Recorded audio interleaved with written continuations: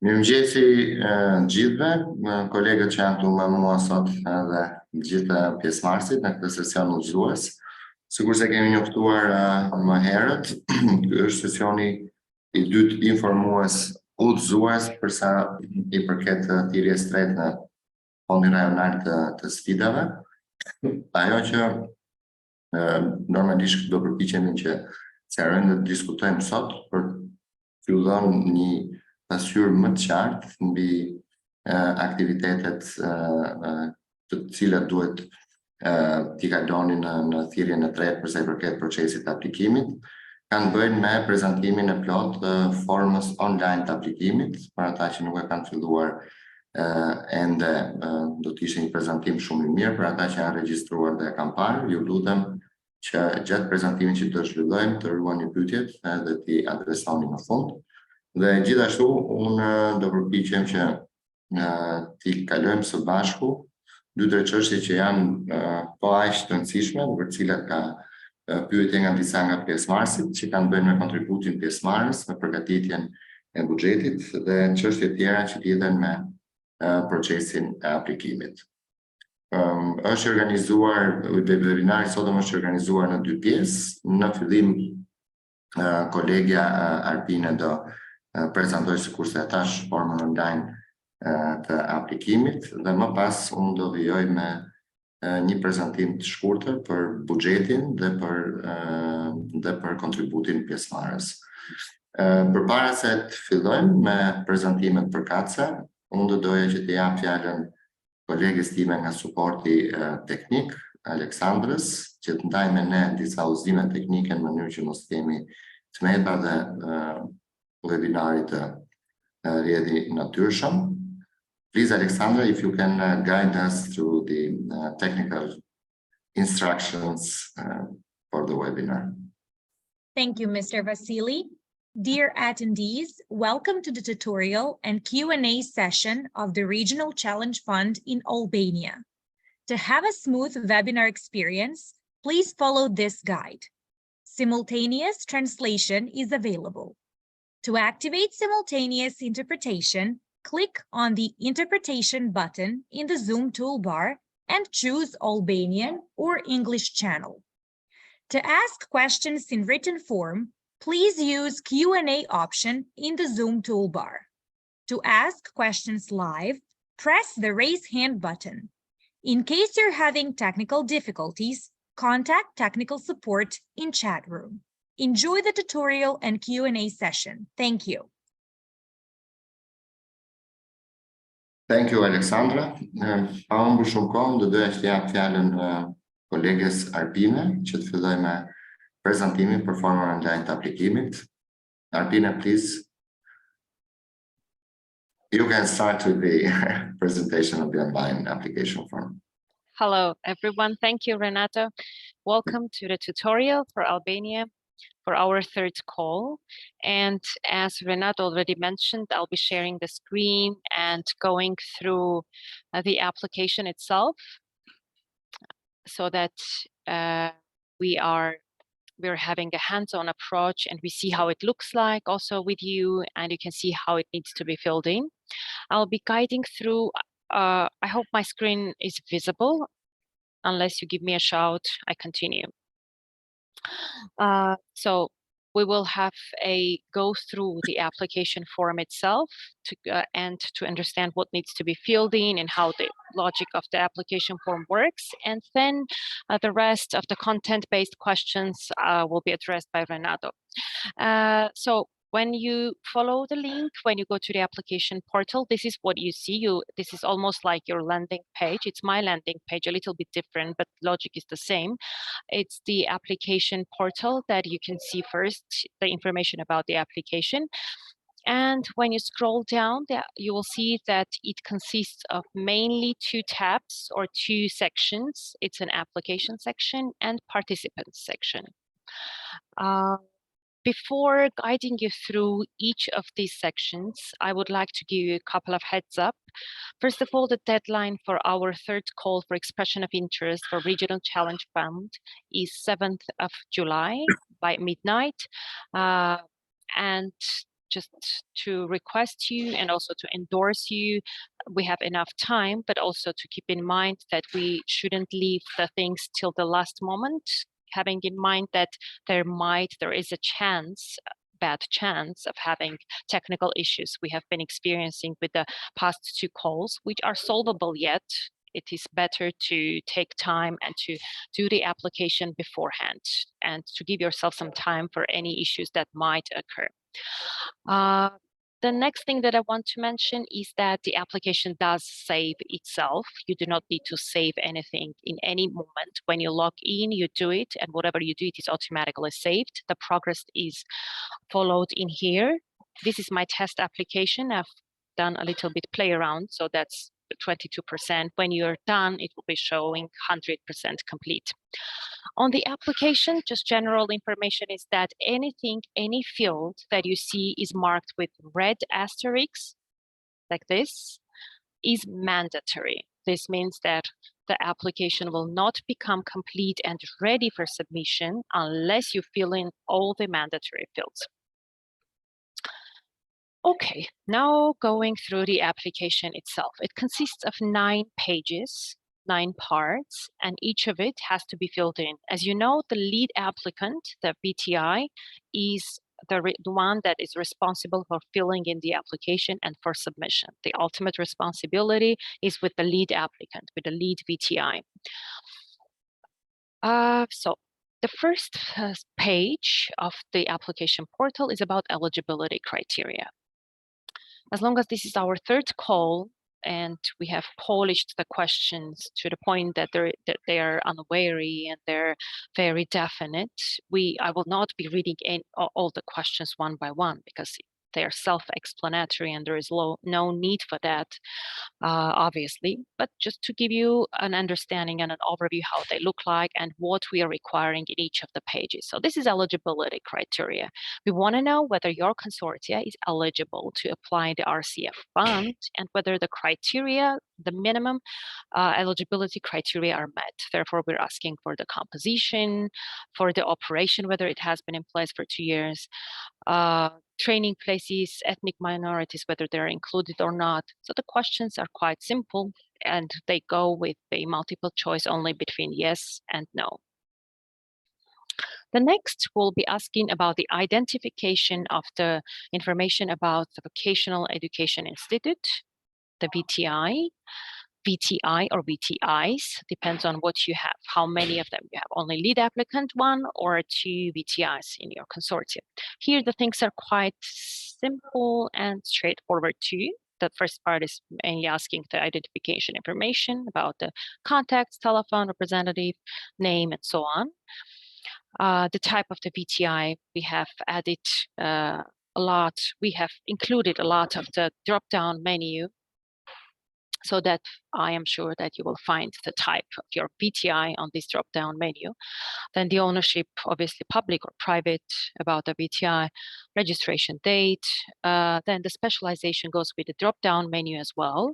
Here with all of the 3 calls, here we have added more and more fields in order to reflect all economies or so-called all economies. So I'm sure that you will find something that will definitely comply to your, excuse me, let me close. I didn't take that in advance. Okay, so I'm sure that you will find the field that goes well with your, goes together or is identical or goes together with the field of economy that your VTI is doing, providing education for it. Short profile of the VTI, have ever been grants received or not.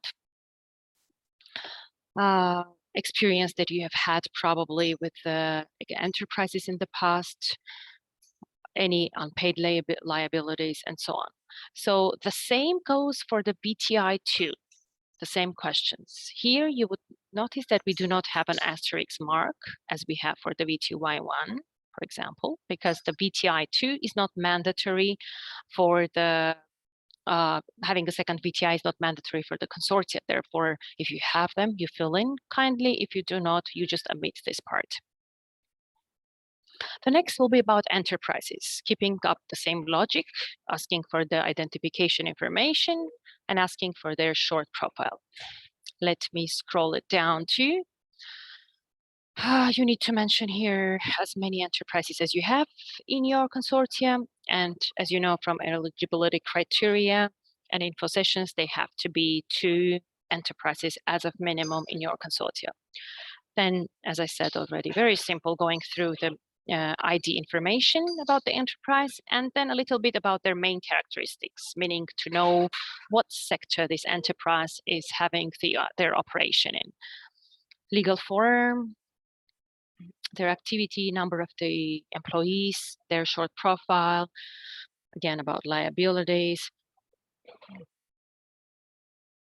And then here underneath each of the enterprise, you need to indicate which CT program they are involved in, they're contributing to, choosing from drop-down menu. If they are contributing to more than one CT program, you can, for example, saying that the enterprise one is contributing to more than one CT program. So we mentioned this, and if there's another CT program they work for, you can put down here, saying the CT program 2, for example. The same goes for enterprise 2, 3, 4, and we have up to 10 enterprises, as you would know, that can be part of your consortia. So I'm not reading it, but just in the next tab, I want to show you that when you have more than 3 enterprises, you just need to, in the section 4, click yes. Additional enterprises, you click yes, and then it opens for enterprise 4 up to enterprise 10, the same information. So we're not scrolling down at it. We're not scrolling it down. Saving and respecting your time, moving to the section 5, which is about one of the core parts of the application, and it's about the subject matter itself, the CT program that you're applying for. Here we're requesting you to provide us information about the CT program itself, whether it's new or already existing, giving the title, about certification and accreditation, again, sector to be mentioned. Here are the economic sectors. Hopefully you could find it there too. Then about the length, duration of the program, whether it's a short term that we consider up to 1 year, 12 months, or whether it is long term that is considered something that goes beyond 1 year. Current number of the students, the number of the students in the first and second year. This Renata, I'm sure, will take over later to give you a little bit spotlight on that one. And the same information goes further for the CT program 2 or CT program 3 if you have it in your application. Okay. Now, then about the workplace learning places too that each of the enterprises is offering. What previous experience you had, you need to mention. What rationale is the bit you hold for the cooperation in your consortia? What partners how are partners benefiting from this cooperation and what they bring into the cooperation? So the rationale behind it, and any additional comments. Well, but to ask about the cooperative training that you're applying for, we also have to understand what capacities you have to implement it, what is already in place, what resources you have, both human and technical, to implement it. Therefore, we're asking the section 6 to provide us information about the current status of your cooperative training, to observe and to give an opportunity for the assessment team to understand how you stand, how your resources stand in this respect. And therefore, we're asking about facilities, if you have or not, whether you have any equipment, any teaching material in place, what resources you usually have in place. And the same, we're asking about the enterprises, whether they have, for example, cooperative training coordinator, in-company trainer, and so on. The same information you can select if you have more than 3 enterprises and fill it for them as well. This will give an opportunity for our assessment and evaluation team to understand your current standing point with the capacity to perform the project that you're applying for. The next is, of course, most exciting part for any of the grant projects, that would be financial part. Financial part has both narrative and the table part. It begins with a narrative. To begin with, we are asking you what funds you're expecting from Regional Challenge Fund and how they are going to impact the city programs that you are planning to implement. So if you're asking for X amount of money, how does that go hand in hand to the implementation process? How does it serve to it? Here we have put down 500 word count, and the reason for that is that we want you to put down more of an analytical writing rather than a narration, so that we could understand how the amounts you're asking is linked to the deliverables that you are trying to achieve. This kind of writing would make your application more visible and better, and also will give a better overview for the evaluation team to understand your intentions. Then it goes with the table that is not so detailed as it usually appears to be in the full application form. And again, it provides us an overview of your funding needs and gives us an overview of what you're applying for. As you see, it is built with the logic of Excel, so you do not have to do the sum up. You just fill in the numbers. To understand what it consists of, I would mention that most importantly, our budgeting are going through two big directions. That's the investment. Investment will consist of two sublines. That's investment into the infrastructure, facilities, adaptation or renovation, whether you want to do some extension of the classrooms or whether you want to build some new classrooms or do renovation of the existing ones.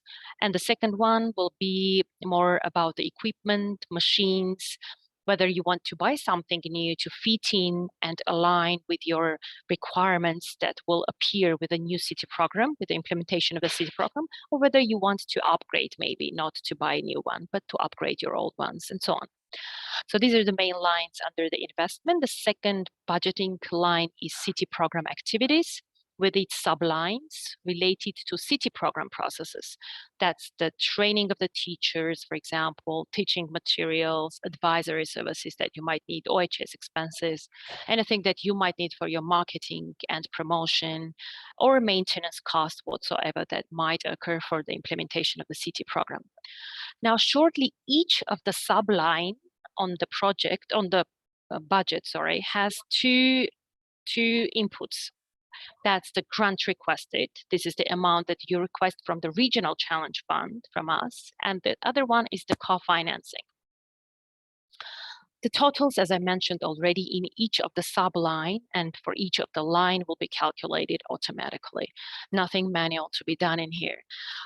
Grant requested is clear. It's that what you're requesting from us. Co-financing is anything that comes out of the Regional Challenge Fund financing opportunity and out of consortia, some outer organization that might be the state itself, that might be any embassy, might be even an individual entrepreneur or any individual or any funding organization or benevolent fund, anything. So anything that you source and bring to your pool with an intention to implement the city programs that you're applying for is called co-financing. This is not mandatory, but if you have it and you know that it will be in place, it's good to mention and also to give us an idea where it comes from. Now let me collapse this and move on.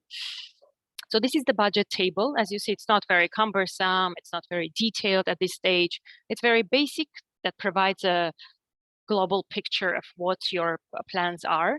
And here we are asking you to provide us a little bit of an opening brackets, what you mean by saying, why do you need this investment and what you have meant underneath them, whether it is into the infrastructure or the machinery. Still, you need to, in a couple of sentences, in a small text, explain what you're going to spend it for. And the same goes for the city program activities. Again, would be good and appreciated by the evaluation team if you give us an overview of what you're requiring those funds for that you have mentioned in the upper table. The next point is matching contribution. Unlike the co-financing, matching contribution is mandatory. Why and what we do that for? Matching contribution to begin with is 10% as of minimum. Because Regional Challenge Fund has this logic of doing these cooperative trainings in the spirit of cooperation that brings consortia and VTIs together and our fund together to implement it. So the matching contribution keeps that spirit. It is the financial contribution that the consortia have to do in order to be able to implement the city programs that they're applying for. So the minimum threshold for that is 10%. That's a mandatory fund that needs to be put into the pool for the implementation. Co-financing, I already shortly explained, and here we're asking you to indicate what is the source of the co-financing, if you have any, and if you have mentioned anything in here, in any of the lines or sublines, please also indicate where it comes from, meaning any external partner, agency, or whatever. Total grant requested is the amount that you're requesting from Regional Challenge Fund to implement your project. That's basically this amount. So anything that sums up at the end that is up to 600,000 euro is the grant that you are requesting from the Challenge Fund. This is shortly about the budget. The next one is about supporting documentation that needs to be in place for us to check and for us to understand what the consortia is built of. Supporting documents are not also too many. We're asking for when was the memorandum understanding signed, and we are asking you to memorandum of understanding contract to be uploaded. Uploading is simple, just like any uploading in the web. You just click on the choose the file, it will open your file bar, and then you choose the file and upload it. Very simple. So licenses that we're asking, any accreditation documents, letter of support that you may have in order to that will support your application, enterprises business registration, and VTI registration, if that's of course privately owned VTI, not a public VTI. And the last simple is the declaration of undertaking that you as a consortia commit to implement the project that you're applying for. You tick in there, and then you are safe and your application part is ready.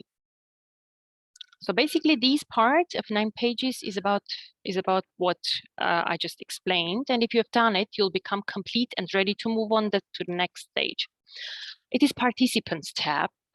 Participants tab is for including and involving your partner enterprises into your consortia, and for us to get their contribution and to be sure that they're vouching for what you're applying for together. In that case, you need to invite them by clicking simple invite, filling in their name, last name, information, and please putting down their email, please making sure that their emails are correct. Also, it would be good if you, when you send this to them, you also call them, check them with them that they've received, because due to some server setups or some other factors, they sometimes appear in their junk or land in their spams and they cannot find it. So please check and follow up on them. When they receive your email, they will get the link, register into the system, and receive the application just like you have put it down. So they will receive this page, with the exception that I will not be able to edit the fields here, other than 3 and 4, which is about them. The other 7 pages, they will not be able to edit, but to read and to make themselves familiarized with it. And that's actually the intention of this step, so that the consortia reads and understands and commits to this, what is applied for. Then when they do that, they will have a finish contribution button somewhere at the bottom of their screen. They will click on the finish contribution and it will land in your application portal in here. As you can see in my application test, it is required with red mark. When they do their contribution, it will become complete green. So you will see that the enterprises you've invited have completed their contribution. By the way, all the enterprises that you say that are part of your consortia by the memorandum of understanding have to be invited and have to complete their contribution part in the system. Otherwise, your application will not be complete. So what happens when they do it? When they finish their contribution, only after that your application becomes complete 100% and ready for submission. As you can see, my application, even if I want to, I cannot submit it because there is no submit button on it. The submit button appears only when all of my mentioned steps are completed. When they're done, you check it and please submit it by the 7th of July. That's, I think, it. I can stop sharing my screen there and return the mic to my dear colleague Renato. Thank you and good luck with your applications. Thanks a lot, Arpina, for guiding us through the application form, and I think it was pretty clear and comprehensive for the participants. I would stop in 1 or 2 sections, and if you please can switch back to the application and go to the section with the number of students, because that's quite an important part to talk about a little bit.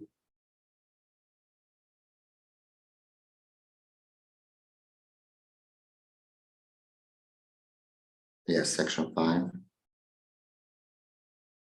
Stop there, please. So I'll switch in Albanian. Në këtë seksion, pra seksioni 5 i aplikimit, flitet për programin e trajnimit bashkëpunues. Janë disa dhëna statistikore. Please, Arpini, if you can scroll up just a little bit. Okay, stop here. So, kemi disa dhëna në lidhje me programin e trajnimit, pra çfarë programi trajnimi është ky, cili është tipulli, që është në rreshtin më sipër, nëse keni certifikat apo akreditim përkatës sipas kërkesave rregullatore në fuqi, atëherë do klikoni po, nëse klikoni jo, atëherë shfaqet një koment ku thuhet pse nuk e keni këtë. Normalisht ne kemi shpjeguar dhe gjatë sesioneve informative, ne e pranojmë aplikimin pa padur një akreditim, por me kushtin që ky akreditim apo licencim përkatës të jetë në proces. Dhe për këtë japim kohën, po themi, e duhur në rast se përzgjidheni më tej për full project proposal, pra projekt propozimin e plot dhe më tej si fitues grantit, që të përfundoni procedurat e akreditimit dhe licencimit. Megjithatë, duhet patur parasysh që licencimi dhe akreditimi në vetvete janë kritere kualifikuese, që do të thotë në rast se aplikimi juaj del me pikë barabarta me një aplikim tjetër dhe ai aplikimi tjetër ka akreditim po ju nuk e keni, atëherë skualifikoheni ju dhe jepet përparësi atij që ka akreditimin.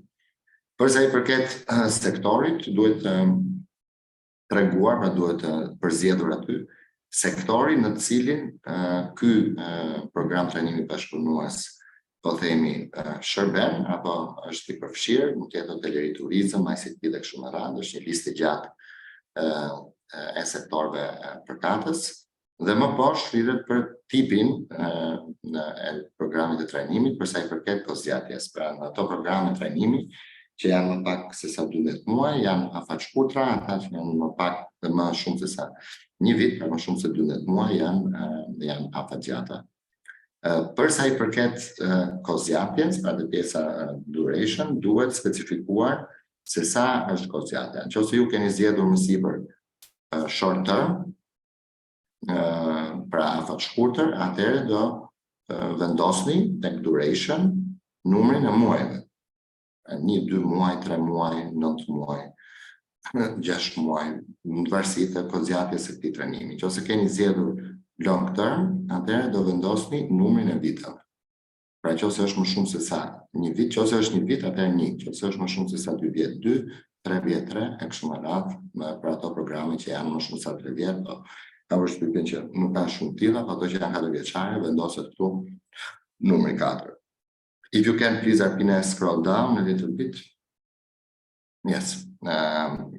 Numri aktual i studentëve të regjistruar për trajnimet bashkëpunuese. Tani nëse këto trajnime janë ekzistuese, atëherë këtu duhet vendosni se sa student janë regjistruar aktualisht për një trajnim, nëse keni 1 për 2 trajnime, nëse keni 2 për 3, nëse keni 3, dhe kështu me radhë. Dhe dalim në 2 fusha tjera që janë të rëndësishme dhe unë prandaj ndalova për t'i shpjeguar më tej, që është numri i studentëve në vitin e parë dhe numri i studentëve në vitin e dytë. Ne kemi shpjeguar më herët për ata që kanë qenë pjesë e sesionit informues mbi kriteret e kualifikimit, pranueshmërisë, që kriteri për numrin e studentëve në fund të vitit të dytë është 30, pra jo më pak se sa 30 studentë. Pra i gjithë ky aplikim që ju bëni, pra shpreha e interesit dhe programi që ju propozoni apo projekti që ju propozoni, skualifikohet nëse është për më pak se sa 30 studentë. Tani si përllogaritet numri 30? Në vitin e parë duhet vendosur numri i atyre studentëve që planifikohet të regjistrohen në vitin e parë të projektit. Me projekt, ne nuk kuptojmë pra projektin që ju propozoni për mbështetje nga fondi. Për programet aktuale, po themi që janë afatgjata apo edhe ato treja, do përllogariten studentët për vitin e parë. Për ato që janë afat shkurtër, me njëjta logjik, studentët që planifikohen të regjistrohen për sa i përket vitit të parë. Pra nëse kemi një program afat shkurtër, 3 muaj, dhe ju planifikoni që ky program afat shkurtër brenda vitit të parë do përsëritet 2 herë, atëherë këtu do përllogarisni studentët që regjistrohen në kursin e parë plus studentët që regjistrohen në kursin e dytë. Nëse është një program afatgjatë, në vitin e parë akademik do vendoset numri i atyre studentëve që regjistrohen për atë program në vitin e parë akademik të programit të trajnimit bashkëpunues. Nëse janë më shumë se sa një program, pra janë 2 apo 3 programe që ju propozoni, do vendosi totalin e numrit të studentëve për secilin nga programet afat shkurtra apo afatgjata, siç e shpjegova, në këtë fushën këtu. Pra totalin e gjithë studentëve të regjistruar në vitin e parë. Kur kalojmë tek viti i dytë, pra numri i studentëve në vitin e dytë, dhe ky është treguesi që merret pastaj në përllogaritje nga ne kur bëjmë analizën e përputhshmërisë me kriteret, do vendoset mënyra se si ju duhet ta përllogarisni numri i studentëve që do regjistrohen në vitin e dytë për programin afatgjat, ato që planifikohet regjistrohen, për afat shkurtër, siç e shpjegova, nëse është më shumë se sa një për gjithë programet, dhe kjo për gjitha programet total trajnimit bashkëpunues, dhe këtu normalisht do përfshini dhe numrin e studentëve që janë regjistruar në vitin e parë. Pra në fund të vitit dytë, ky tregues duhet të jetë akumulativ ose progresiv, që përfshin në vetvete dhe studentët e regjistruar në vitin e parë. Unë jo më kot ndalova këtu, ky është një nga kriteret që shpesh është kriter përjashtues dhe shpesh kemi vënë re raste ku aplikantët po themi ngatrohen apo e kanë të paqartë, nëse ju lind ndonjë pyetje gjatë aplikimit, më mundet që ta dërgoni me email, siç kanë bërë disa për ju deri tani faktikisht, dhe ne do përpiqemi ta adresojmë çështjen specifike që ju do dërgoni, por unë nuk besoj që është e ndërlikuar, mjafton që thjesht të shpjegohet pra siç bëm deri tani. Arpina, if you can please scroll down. E përmenda pra edhe numrin e trajnimeve që përsëriten brenda një viti, që ka lidhje me fushën mësime, pra janë trajnime afat shkurtra afatgjata, dhe sa herë përsëriten këto. Tani në rastin e trajnimeve afat shkurtra, nëse ju keni vendosur aty që ky është një trajnim afat shkurtër dhe është 6 muaj, pra kozjata e këtij trajnimi, kur kërkohet nëse ky trajnim do përsëritet, atëherë do vendosni një numër që përkon, pra kur përllogaritet dhe mos kalojë 12 muaj. Nëse kemi program të trajnimit afat shkurtër 6 muaj dhe ju e përsërisni 2 herë, atëherë vendoset aty 2 herë. Nëse është 3 mujor dhe ju e përsërisni 3 herë, do vendoset 3 herë, por nuk mund vendoset brenda 12 muajve, për shembull, që ne përsërisim atë trajnim 5 herë.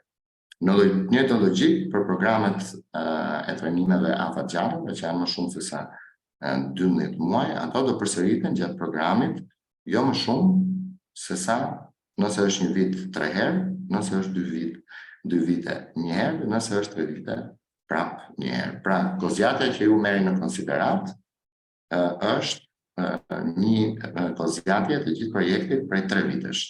Pra dhe numri i trajnimeve përsëritura duhet të përkojë në vitin kalendarik, shumëzuar pasaj me 3. Për programet siç e thash afatgjata, ajo është shumë e qartë, se nuk mund të përsërisësh një program afatgjat, për shembull që është 2 vjeçar, më shumë se sa një herë gjatë tyre 3 viteve. Ama një program që është afat shkurtër dhe është themi 6 mujor, përsëritet 2 herë në vit dhe për 3 vite përsëritet 6 herë. Kjo na ndihmon ne që më pas të kuptojmë logjikën se si janë përllogaritur edhe numrat e studentëve më sipër.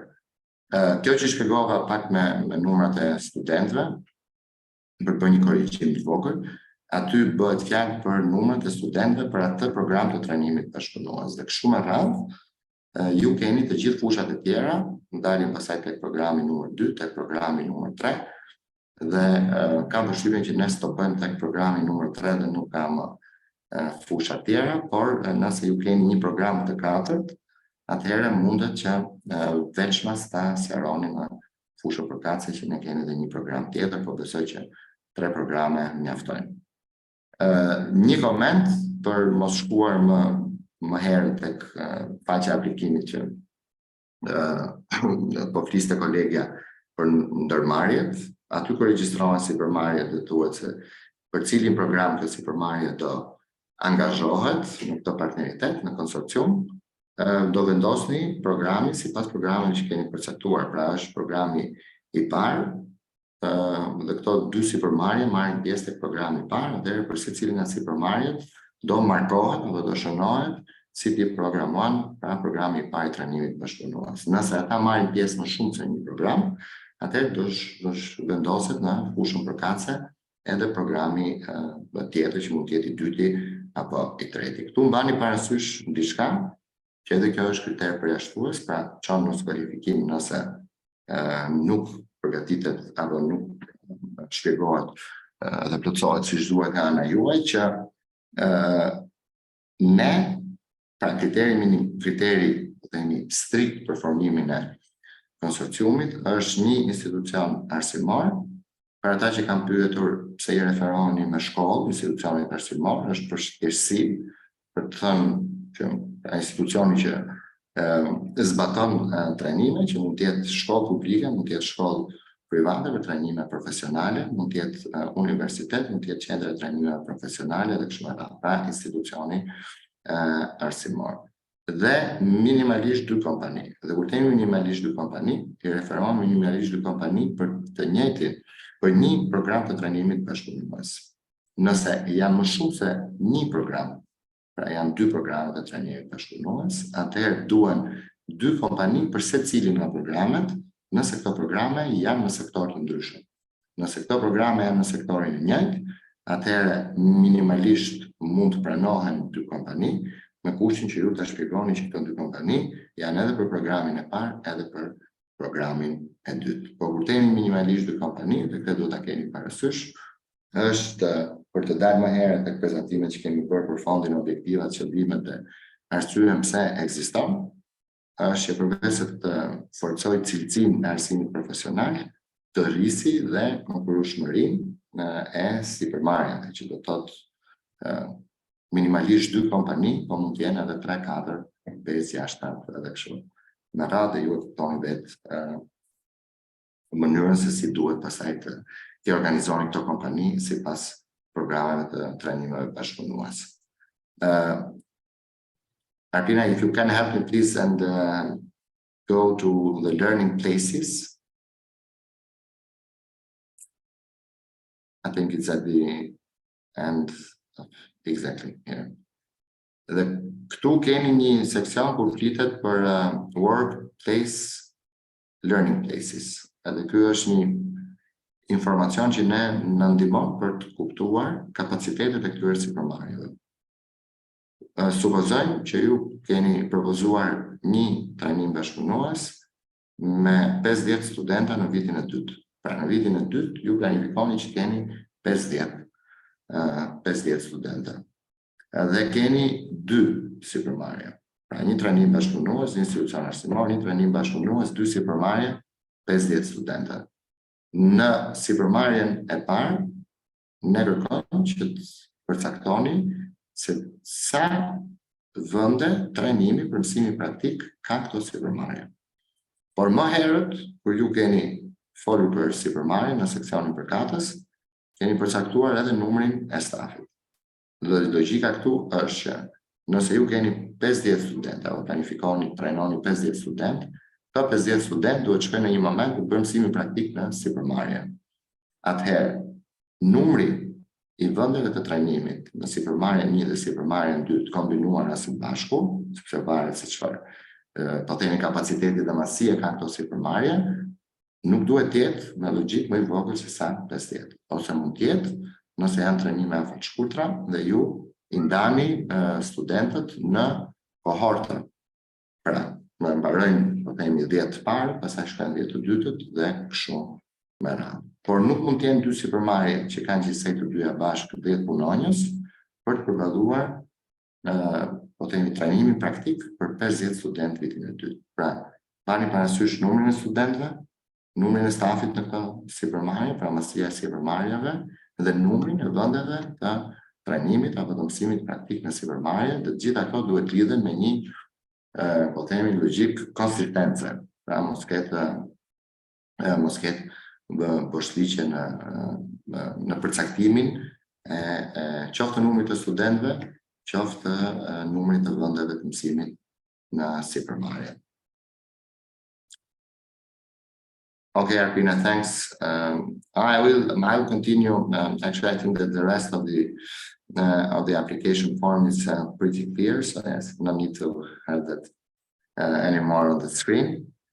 So thank you for your contribution to this session.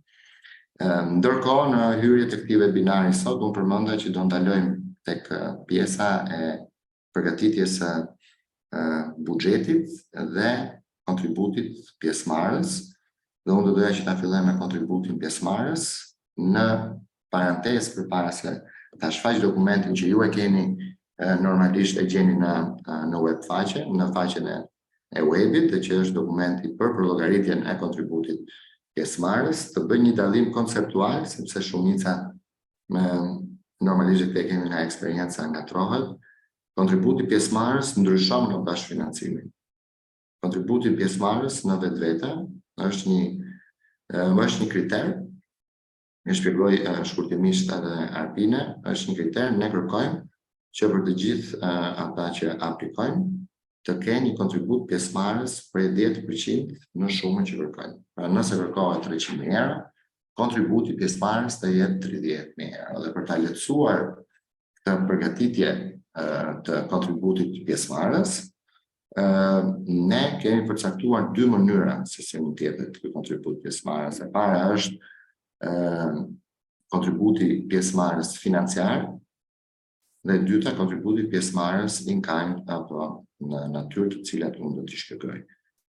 Këto janë kontribute që përcaktohen nga të gjithë anëtarët e konsorciumit, pra përfshirë institucionin arsimor dhe sipërmarrjet që janë në konsorcium. Bashkëfinancimi i këtij projekti është një zë tjetër, ndaj është zë tjetër edhe në tabelën e buxhetit, sepse me bashkëfinancimin ne referohemi, sikurse e tha dhe kolegja, mund të jetë një agjenci tjetër, mund të jetë një projekt donator tjetër, mund të jetë bashkia, mund të jetë një ent, mund të jetë një agjenci shtetërore, që duan të shtojnë një vlerë të caktuar financiare tek ky projekt. Pra dhe ky duhet ndahet si zë në vete. Për thjeshtësi mendimi, që t'ju ndihmoj ju në përllogaritje, duhet ta ndani në bashkëfinancimi, bëhet fjalë për gjithçka vjen, dhe bashkëfinancimi është gjithmonë financiar nga partnerët e jashtëm, pra nga ata partnerë që nuk janë pjesë e konsorciumit, ndërsa ata që janë pjesë e konsorciumit ofrojnë kontribut pjesëmarrës sipas kriterit të mirë përcaktuar 10% e shumës së aplikuar tek fondi. Unë kam një dokument që në keni dhe ju fatikisht, është i njëjti që është në faqen e webit, unë do ta shfaq për pak dhe t'ju shpjegoj, marrim një dy shembuj për mënyrën se si përllogaritet kontributi pjesëmarrës. Vetëm një sekondë, lutem.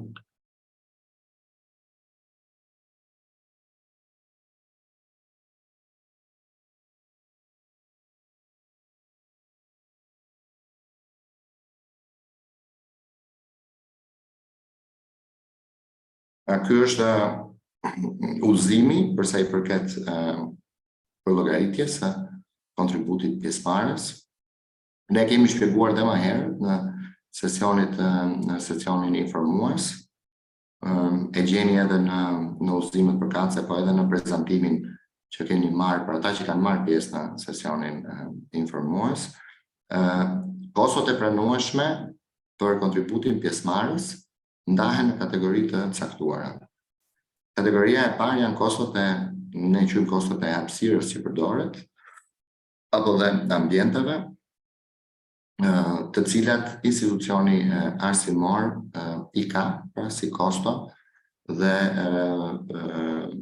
cilat i shërbejnë zbatimit të programit të trajnimit bashkëpunues, dhe këto kosto mund të jenë në dy, po themi, në 9 tipe, nëse këto ambiente zotrohen nga VTI-a, pra në institucioni arsimor, apo nëse janë të marra me qira. Në rastin e zotrimit të ambienteve, tu kemi të bëjmë një rast që ndeshet shpesh, po thuajse në të gjithë institucionet publike, qofshin këto universitete apo shkolla profesionale apo qendra të trajnimit profesional, pra që e zotrojnë, shteti, qeveria është pronare e asaj ndërtese, asaj hapësire ku zhvillohet trajnimi profesional, dhe këtu duhet përllogaritet ajo pjesë e hapësirës që i shkon apo që përdoret për trajnimin profesional. E njëjta logjikë, dhe ky është më shumë rasti i institucione private, nëse këto ambiente janë të marra me qira. Aty duhet përllogaritet në mënyrë proporcionale qiraja që shkon për përdorimin e këtyre ambienteve në funksion të trajnimit bashkëpunues. Pra nëse janë marrë me qira, ose ka 10.000 euro ambiente, por vetëm 20% e këtyre ambienteve përdoren për trajnimin bashkëpunues, atëherë kostot për llogaritur është 2.000 euro. Si llogaritet vlera kur asetet janë në zotrim, llogaritet mbi vlerën e ndërtesës. Kosto e makinerive dhe pajisjeve, kategoria B, që përdoren pjesërisht apo plotësisht për zbatimin e trajnimit bashkëpunues, edhe kjo në këtë logjik e ndarën në dy kategori, nëse zotrohen apo nëse janë marrë me qira. Kategoria tjetër janë kostot e materialeve mësimore, dhe çdo institucion ka përshtypjen që ka stokun e materialeve mësimore që përdoret për programet e trajnimit bashkëpunues, në raste ku këto janë ekzistuese, ka një, po themi,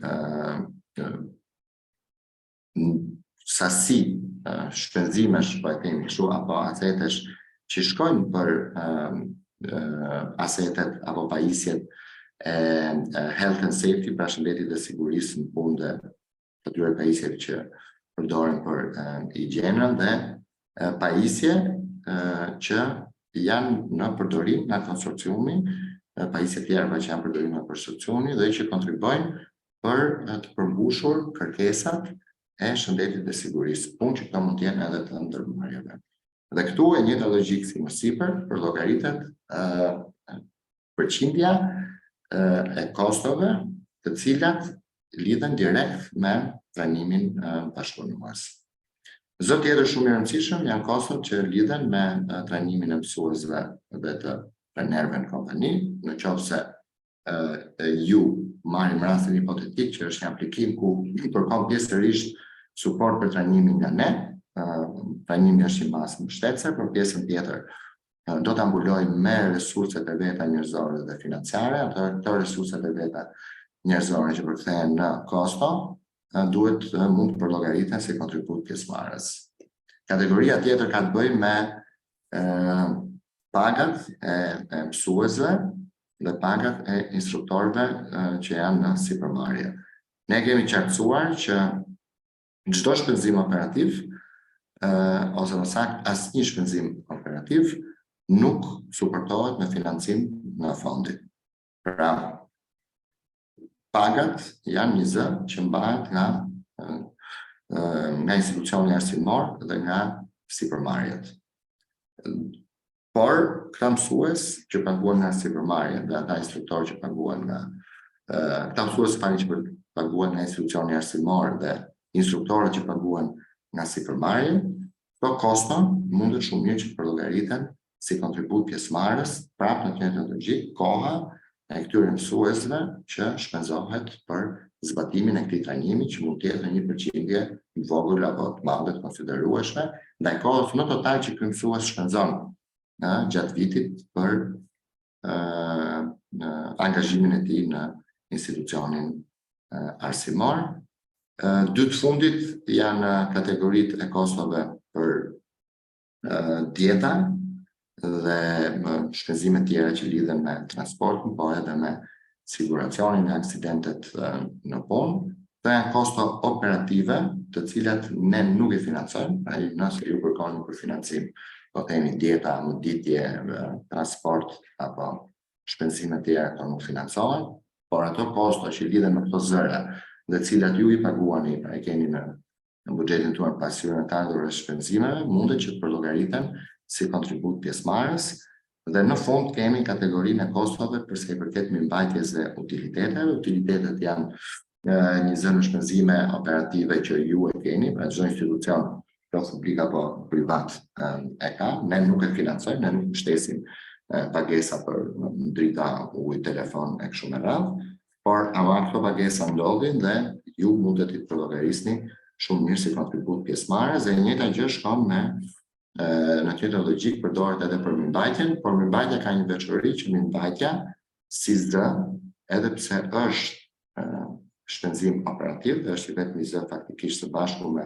ato që shpjeguam më lart për shëndetin dhe sigurinë punë që bëjnë përjashtim nga shpenzimet operative, këto zëra mbështeten nga ne. Mirëmbajtja e makinerive dhe pajisjeve ekzistuese, mirëmbajtja e pajisjeve dhe makinerive ekzistuese mundet përllogaritet si kontribut pjesëmarrës. Për makinerit e reja, apo për investime tjera që parashikohen, sepse janë të ndryshme nga aplikimi në aplikim, ju mund të aplikoni dhe mund të kërkoni mirëmbajtje shtesë, që normalisht ne kërkojmë, por kjo është në një fazë tjetër, që të keni të përgatitur një koncept qartë mirëmbajtjes dhe theksojmë pse duhet kjo, duhet përsiguruar vazhdimsinë e zbatimit të programit të trajnimit bashkëpunues për 3 vitet e ardhshme. Unë po marr vetëm një shembull i keni këtu për secilën nga, po themi, këto kategoritë kryesore, dhe kemi shembuj të kalkulues për llogaritës, kur kemi për shembull të bëjmë me ju mendoni që si kontribut pjesëmarrës të përllogarisni utilitetet apo pagesat e mësuesve. Dhe këtu kemi krijuar një formulë që ju mund ta përkteni lehtësisht në Excel, ku me u shënohen utilitetet që paguhen në terma vjetor, pra në një vit sa pagesa për ujë, drita, internet, telefon e shumë radhë. Kemi me së pagesa e mësuesve, pra i gjithë periudhi borderoja e mësuesve të institucionit arsimor, ku mund përfshini edhe pagën e instruktorëve në sipërmarrje, me se një është koeficienti që përcakton përllogaritjen proporcionale po themi të atyre shpenzimeve utilitare që shkojnë për trajnimin bashkëpunues, pra nëse paguan po them kot 1 milion lekë vjetra në vit ujë edhe drita, po sa përqind e këtyre i takojnë këtij programi trajnimit bashkëpunues? I takojnë 20%, atëherë ky është koeficienti, këtu duhet jetë 0,2. Me C2 shënohet koeficienti për sa i përket në gjetjen logjik për llogaritjes proporcionale të pagave të mësuesve në terma vjetor që shkojnë për sipas alokimit të kohës tyre për trajnimin bashkëpunues. Me të është kozjatja e programit dhe më është funksioni i këtyre për llogaritja e kontributit pjesëmarrës. Unë nga marrë një shembull këtu, nëse uja është 1.200 euro ose 25% ose 8.000 euro ose 12% dhe të-ja është gjithmonë 3 vite, pra kontributi pjesëmarrës për llogaritet gjithmonë në 3 vitet nga data e fillimit të programit të trajnimit bashkëpunues, atëherë kjo është formula të cilën ju mund të bëni, po themi, për llogaritje edhe vetë, pra merret sipas koeficientëve përkatës pjesa takuese e utiliteteve dhe pagave shumëzuar me numrin e viteve të programit dhe kjo nxjerr në llogaritjen e kontributit pjesëmarrës. Nëse kjo bëhet për secilën kategori, atëherë në fund ju keni totalin e kontributit pjesëmarrës, të cilin duhet ta vendosni nëse kthehemi më herët te prezantimi që bëri kolegja për formën e aplikimit, ka një fushë të caktuar, pra ka një fushë të caktuar në secilin nga zërat e tabelës së buxhetit për sa i përket kontributit pjesëmarrës, por ka dhe një fushë të caktuar në fund ku duhet indikuar themi apo specifikuar se sa është totali i këtij kontributi pjesëmarrës dhe duhet jetë gjithmonë më shumë se sa 10% e fondeve të kërkuara. Nëse keni pyetje, mundet që ti përruani dhe vazhdojmë pak më vonë në adresimin e pyetje, nëse duhet flas shkurtimisht edhe për buxhetin. Vetëm një sekondë.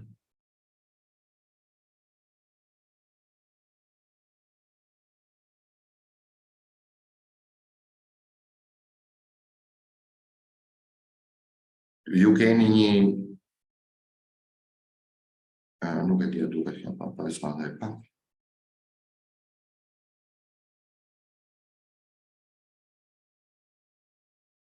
Te gjeni në listën në faqen e internetit të fondit, në listën e dokumenteve që mund t'ju hyjnë në punë. Ka patur pyetje nëse i duhet ta plotësojmë këte po themi buxhetet ta dorëzojmë. Jo, është fakultativ, shërben vetëm për t'ju ndihmuar ju në përllogaritjen e zërave të ndryshëm. Dhe tabela e buxhetit këtu është e njëjtë me tabelën e buxhetit në sistem, pra në formën e aplikimit. Thjesht ne kemi bërë një, po themi, prezantim dhe kemi vendosur disa formula në mënyrë që ju të keni mundësi në mënyrë automatike të përllogarisni vlerat përkatëse sipas kërkesave.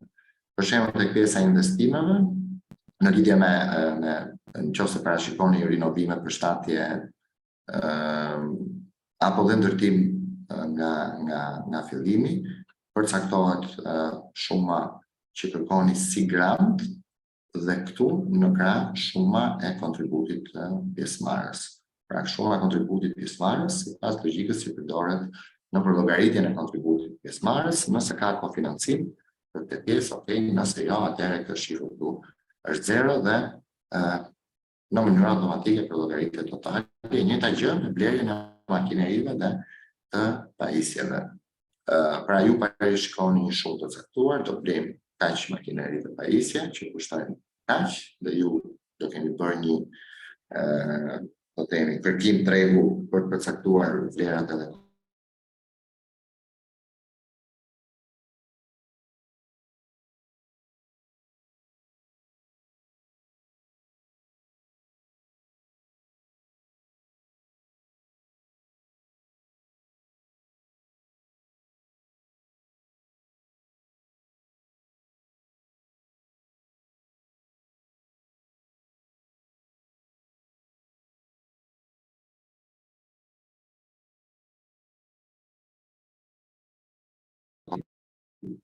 për t'i ndarë në trajnimin e mësuesve apo koordinatorëve apo edhe të instruktorëve në kompani, pra sa kushton ky trajnim, nëse ka kontribut pjesëmarrës të alokuar drejt përsëritjes me këtë zë, nëse ka bashkëfinancim dhe në të njëjtën logjik Përsa i përket materialeve mësimore, aktiviteteve këshillimore, zërave për shpenzimeve apo investimeve për shëndetin dhe sigurinë punë, kostot e mirëmbajtjes për makineri, pajisje dhe ambiente dhe marketing dhe promotion, patjetër nëse ju parashikoni një zë edhe për këtë.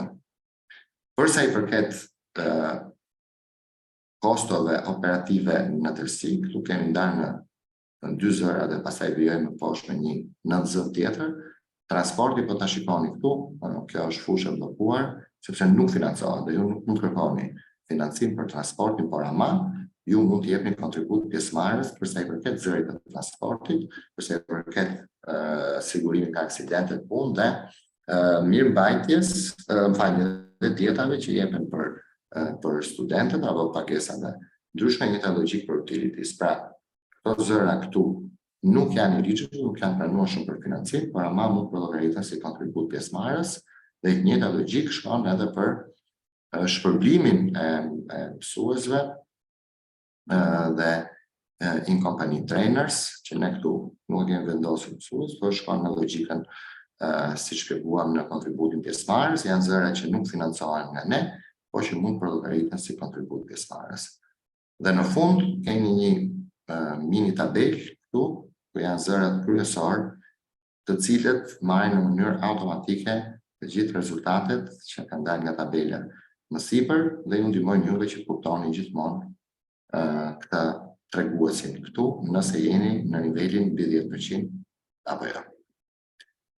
Unë do sugjeroja në atë mënyrën më praktike, do të themi se cili nga ju ka mënyrat e veta se si përgatitet aplikimi, por përpara se ju keni konceptuar buxhetin e planin e investimit dhe çfarë ju duhet për zbatimin e këtij programi trajnimit bashkëpunues që ju propozoni, por për të filluar për llogaritje do ishte mirë që normalisht ta filloni nga kjo tabela dhe më pas informacionet që dalin këtu mundet që ti transferoni në tabelën e buxhetit në formën online të aplikimit. Unë kaq kisha për këto dy zëra që mendoj që janë shumë të rëndësishëm për t'u sqaruar. Unë shikoj këtu që ka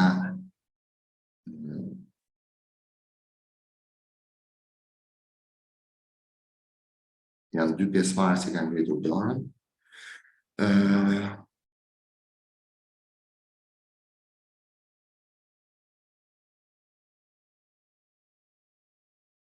Pas kam dhe ka dhe disa pyetje në seksionin e pyetjeve dhe përgjigjeve. Atëherë unë do ta filloj me pyetjet që kanë ardhur këtu tek Q&A session. Shoftë që thuhet nuk ju dëgjojnë, po kam përshtypjen që kjo është para një ore dhe është zgjidhur si problem.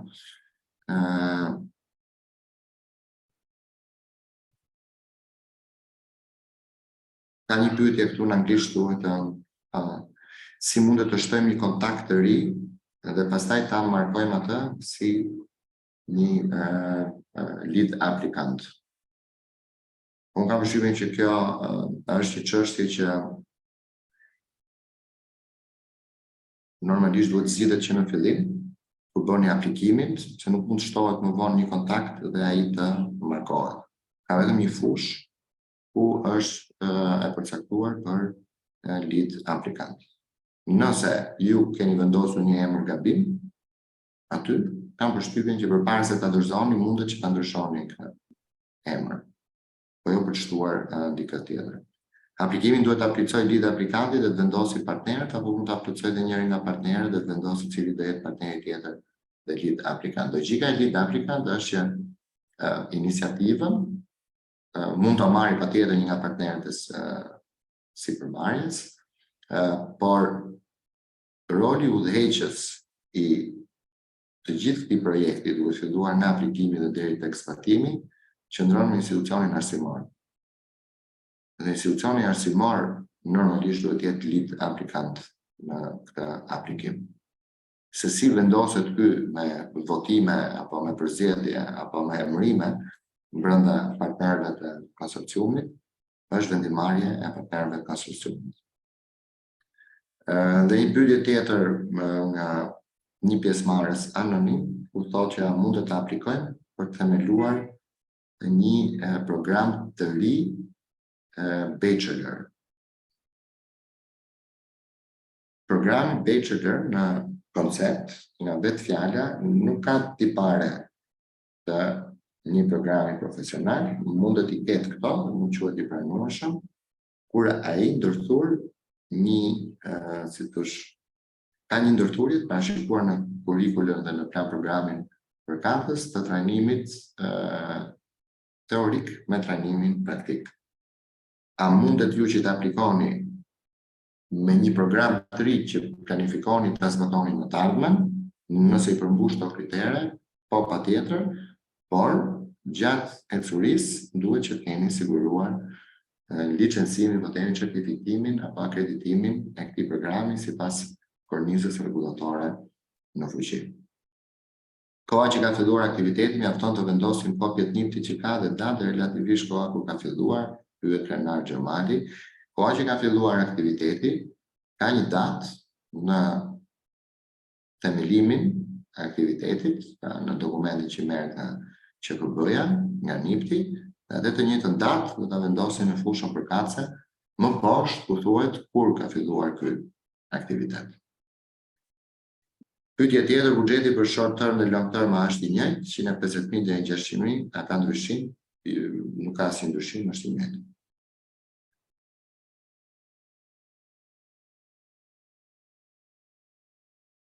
Pyet zoti Krenar Xhamali, përsëritja e programit me kushtet dhe instruktorët në dispozicion mund të bëhet edhe më shumë? Pretendojmë 2 instruktorë për një kurs 3 mujar. Mund të bëhet edhe më shumë, janë programe paralele dhe nëse ju i keni kapacitetet e duara. A mund të aplikojnë 2 partnerë me NIPT të ndryshme, por që janë me ortak dhe ose administrator të njëjtë, apo është kriter skualifikues? 2 partnerë me NIPT të ndryshme janë ligjërisht 2 NIPT të ndryshme, po janë ligjërisht dhe praktikisht të njëjtit shareholder. Kështu që unë do sugjeroja që të jenë kompani të ndryshme. Emërimi i titullarit ka rëndësi që është 10 muaj, jo. Nëse aktiviteti ka 2 vite. A i mbulon fondi shpenzimet e qeras? Jo, e shkërnova. Në formën e aplikimit thuhet, you cannot change your first name, you change the lead contact and the new contact and market is lead for the... Po, kjo që ishtë këta është edhe unë, pra, ju duhet shtoni një person. Kjo është i pyetje shumë teknike, të cilin ju mund të adresoni me email dhe unë do e përcjell te kolegja Arpine, nëse ka një mënyrë tjetër për të bërë, unë nuk e kam ndeshur këtë, por normalisht mund të ketë një opsion për ta bërë, vendos një person tjetër brenda VTI-s.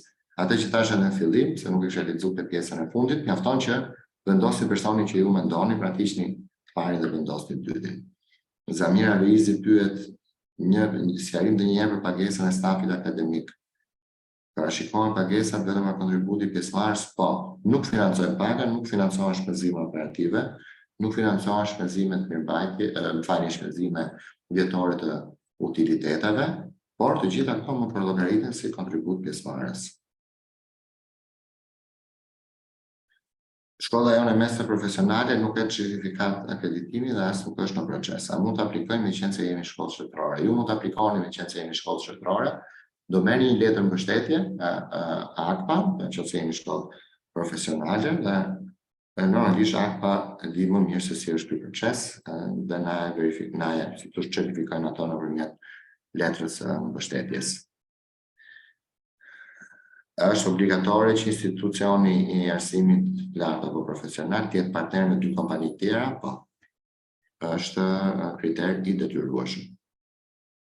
Unë po jap fjalën zonjës Valbona Leshi për përpyetje. Po, Valbona.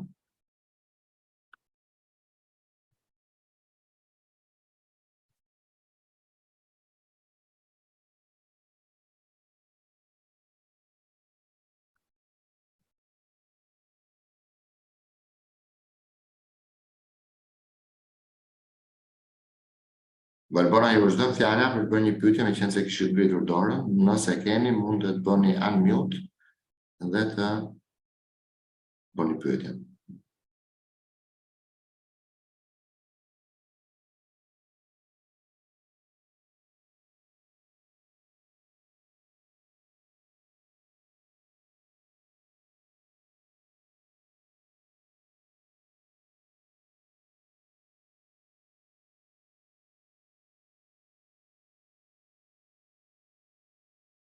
Po presim?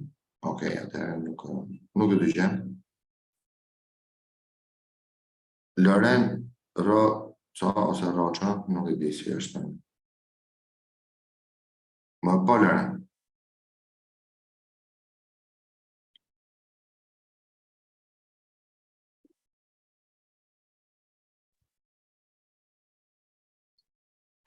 Me qenë se kishit ngritur dorën, ju dash fjalën për pyetjen.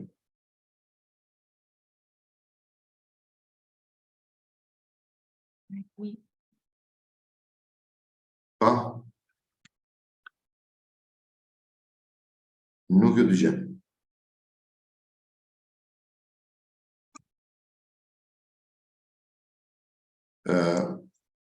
A është formular, po vazhdoj me pyetje ndërkohë që ju tentoni të flisni. A është formulari i aplikimit në web para se të bëhet aplikimi? Formulari i aplikimit është përpara se të bëhet aplikimi, e kam shpjeguar edhe në sesionin informues, është PDF. Nëse unë pyet Dorian Leka, nëse universiteti ofron trajnim praktik dhe operon si sistem dual, mjafton vetëm akreditimi apo nevojë licencim, mjafton akreditimi i programit aktual si bachelor. Mjafton, nuk ka nevojë për licencim shtesë. Ne, po e mave laptop i general ja aktiv. Jesam.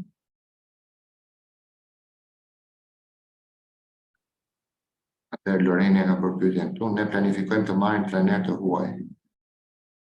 Përkundrejt honorare për të trajnuar trajnerët tanë dhe ata të biznesit. Këto pagesa konsiderohen si paga. Kështu si thuhet këtu tani konsiderohet si paga. Keni parasysh që prokurimi i çdo shërbimi, blerje, ndërtimi, investimi bëhet nga fondi. Dhe që ne të prokurojmë një shërbim që është trajnimi, atëherë ta persona mundet që të aplikojnë në kohën kur del tenderi përkatës, sipas termave të referencës dhe perspektivave që do i dërgoni ju, për të marrë pjesë në tenderi për përzgjedhjen e ofruesit të trajnimeve. Në atë mënyrë, po, mundet. Nëse i prokuroni ju direkt, atëherë kjo konsiderohet si shpenzim operativ dhe nuk suportohet nga ne. Ndërsa këto pagesa nëse bëhen nga ju, konsiderohen si paga pjesë e kontributit, po, pra nuk janë të financueshme, por mund të jenë pjesë e kontributit. Por, nëse ju, sikurse e thash, keni një program ose një planifikim për trajnimin e mësuesve të instruktorëve kompani, detyrimisht do keni disa terma referencë, të cilat ne më pas i prokurojmë për gjetur individët apo kompaninë e duhur si ofrues të këtij trajnimi.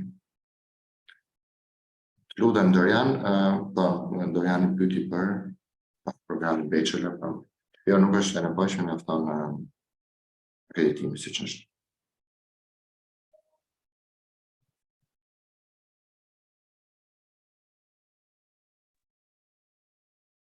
Po, Ilir, ju dash fjalën për të folur. Përshëndetje, jam Rezarta, asistente e Ilir Takaj. Ju lutem të bëj një pyetje. Në rast se 10% nuk plotësohet me të gjitha zërat, a mund të deklarohet si kontribut kesh nga VTI-ja, nga lideri i projektit? Po, kontributi pjesëmarrës mund të jetë edhe kombinim, nuk e dia e tash se në fazën ka shpëtuar, por mund të jetë kombinim edhe ndërmjet kontributit pjesëmarrës financiar dhe kontributit pjesëmarrës natyrë. Pra nëse nuk mjafton njëra, plotësohet me tjetrën dhe të dyja bashkë nga ata 10%. Faleminderit shumë i qartë. Sukses. Edhe juve.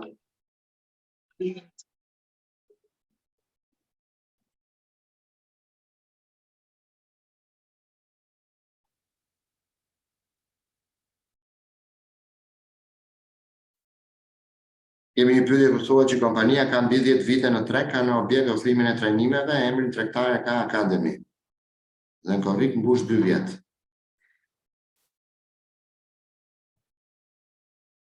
Për ofrim kursesh profesionale, a jemi eligible to be lead applicant? Tani, nëse në korrik bëhen 2 vite e licencuar, po ju normalisht keni dhe eksperiencë më herët, që është, po themi, kemi ushtruar aktivitet apo trajnime, por nuk keni qenë të licencuar, po, sepse akademia mbush në korrik 2 vite që është e licencuar për ofrim kursesh profesionale dhe ju mundet që të jeni lead applicant si qendër e trajnimeve profesionale. Nëse kjo qendër e trajnimeve profesionale është pjesë e një kompanie që ka dhe aktivitete të tjera dhe ju doni që këtë kompani ta keni në konsorcium, kjo nuk lejohet sepse ka konflikte interesi për shkak se jeni të njëjtët aksioner. Pra qoftë kjo si qendër është në vete, e regjistruar, e licencuar me NIP të vete, patjetër që kjo pra që ka emrin tregtar akademi, mundet që të aplikoj. Por jo që të ketë edhe kompani pastaj si partner, si përmarrësi.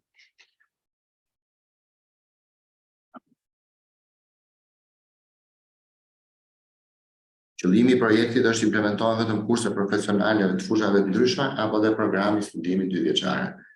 Qëllimi i projektit është që të suportohet, të mbështeten të gjitha programet e trajnimit bashkëpunues që kanë një kualifikim, një kualifikim kombëtar, pra me një certifikat, një diplomë e njohur nga institucionet përkatëse dhe që kanë të bëjnë me arsimin profesional. Këto mund të jenë programe studimi 2 vjeçare, kurse 3-6 mujore, 12 mujore dhe kështu me radhë.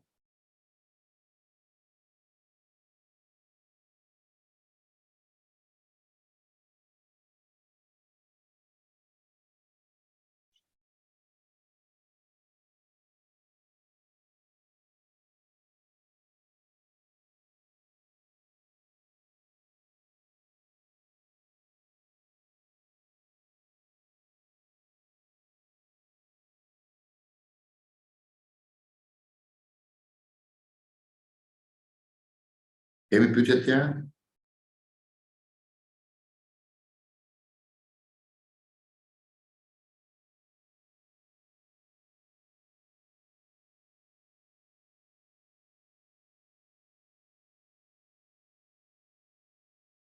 Mundet të i adresoni të Q&A, të chati, apo edhe të duke ngritur dorën në mënyrë që të jap fjalën për të bërë pyetjen live.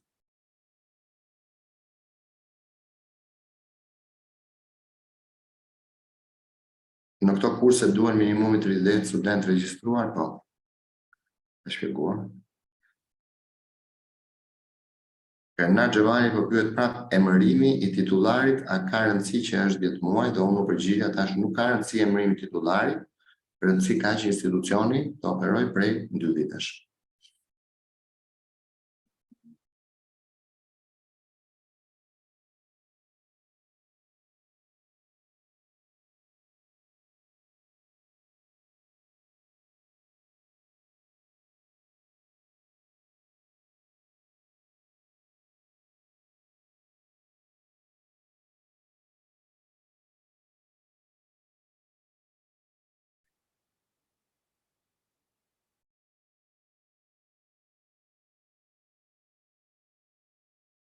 Mirë, atëherë unë kuptoj që po themi nga sasia e limituar e pyetjave që prezantimet e sotme në diskutimet ishin qarta dhe pashtu janë qarta edhe procedurat dhe kriteret përkatëse përsa i përket procesit të aplikimit. Nëse nuk janë dhe nëse ju nuk e bët pyetjen sot për atë që ju shqetëson apo për çështjet që keni, ju lutem që t'i adresoni pyetjet me email. Kanë mbetur në mosgaboj nga sot dhe gati diçka më shumë se sa 2 javë deri në afatin e dorëzimit të aplikimeve, që është data 7 korrik. Ajo që është e rëndësishme për gjithë ata, unë nuk e kam një pasqyrë për gjithë ata që janë këtu sot sa nga ju keni aplikuar, por nëse planifikoni që të aplikoni dhe ky sesion po themi ishte mjaftueshëm frymëzuesi ju të aplikoni, ju sugjeroj që ta bëni sa më shpejt dhe sikur se e keni kuptuar dhe doli edhe nga disa nga pyetjet që kishim, aty është shumë e rëndësishme që të përcaktohet para zgjidhjesh struktura e konsorciumit se si duhet të operojë, nga kush është shkolla, cilat janë sipërmarrje, dokumentet përkatës, informacionet, e kështu me radhë, dhe për gjithë ata që janë në kanë filluar aplikimin, në sistem keni parasysh diçka, pjesa me sipërmarrjet është e ndërlikuar, nuk është, por ka rezultuar që tjetë pjesa më kritike që ka sparifikuar shumë aplikime, për vetë fakti se, sikur se shpjegoi kolegja gjatë prezantimit, ju duhet që t'i dërgoni një ftesë tyre sipërmarrjeve. Dhe në moment që dërgoni një ftesë, ata futen në sistem, sikurse dhe ju, dhe kanë drejtë që të shikojnë aplikimin. Në momentin që ata rishikojnë gjithë aplikimin, po themi që nuk kanë pyetje, apo nëse kanë pyetje, apo kanë ndonjë ide apo sugjerim për ndryshuar, ju ato ju e ndryshoni. Dhe në përfundim të këtij procesi, ato duhet klikojnë mbi i shfaqet një buton aty finish contribution. Momentin që ata, vetëm në momentin që ata aplikojnë mbi butonin finish contribution, juve ju shfaqet apo ju aktivizohet një butoni për submit application. Pra, është shumë e rëndësishme që pa mbaruar sipërmarrjet, ju nuk mund ta dorëzoni aplikimin. Dhe nëse aplikimi nuk dorëzohet online, mund të jetë aty mund dali 100% që janë plotësuar gjitha fushat, por nuk është dorëzuar. Ne nuk e konsiderojmë si aplikim. Kështu që ju lutem që ta keni parasysh këtë pjesë. Shoh që ka një pyetje këtu, e lirë ta faj, po. Zarta për institucionet që po aplikojnë për dytën apo tretën herë, dokumentat e konsorciumit duhet të i dërgojmë apo nuk patjetër. Unë nuk e di që ju jeni për tretën, jeni për dytën herë, po dokumentat duhen dorëzuar sepse mund të keni ndryshime nga strukturën e sipërmarrjeve apo ndryshime të tjera, apo sikur thjesht nëse nuk ka asnjë ndryshim, ka ndryshuar data nga vjet këtë vit. Okej, atëherë faleminderit për kohën dhe për pjesëmarrjen në këtë sesioni udhëzues sotëm. Fatkeqësisht ky është sesioni i fundit i parashikuar për këtë thirrje. Kështu që pyetje të tjera që mund të lindin pas ditës sotme, lutem t'i adresoni me email tek unë edhe tek kolegja Besa, dhe unë ju uroj shumë suksese dhe ditën e mirë. Mirupafshim.